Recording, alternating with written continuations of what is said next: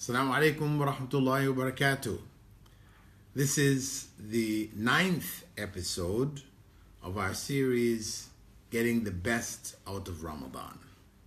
And this episode focuses on the 8th principle of the 9 which I mentioned in the beginning of this series.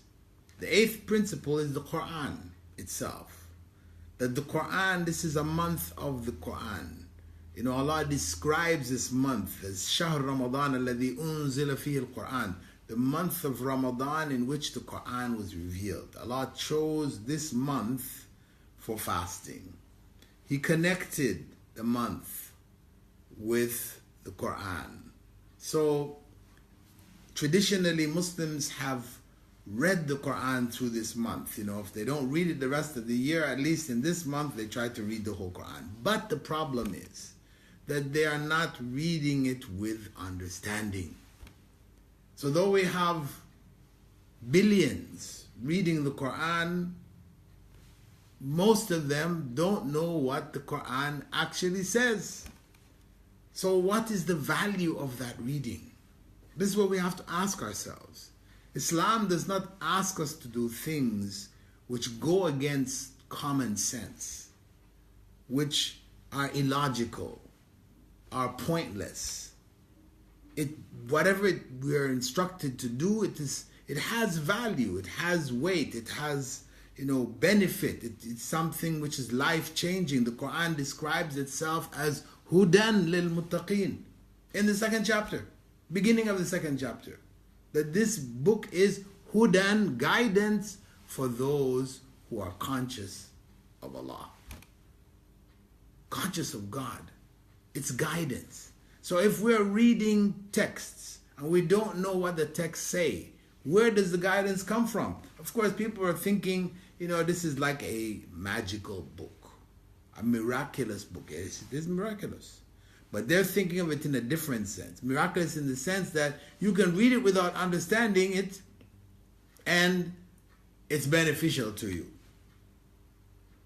You will be guided by it, even though you didn't understand a word that's in it.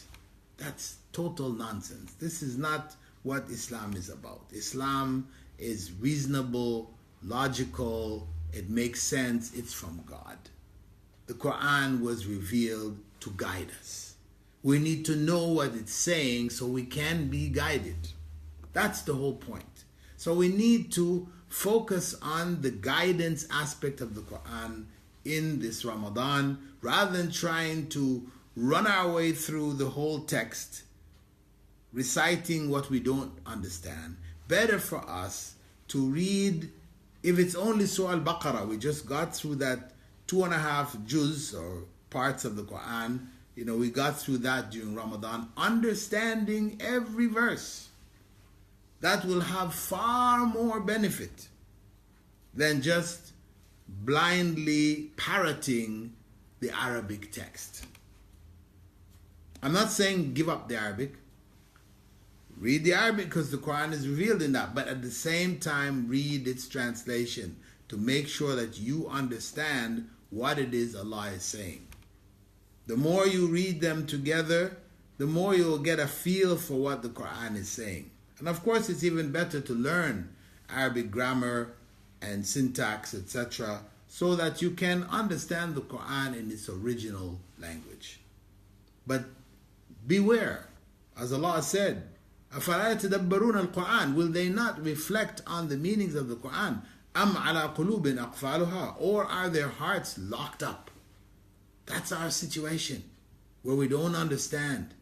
We're reading, we don't understand, our hearts are locked up. The message, the guidance cannot get in.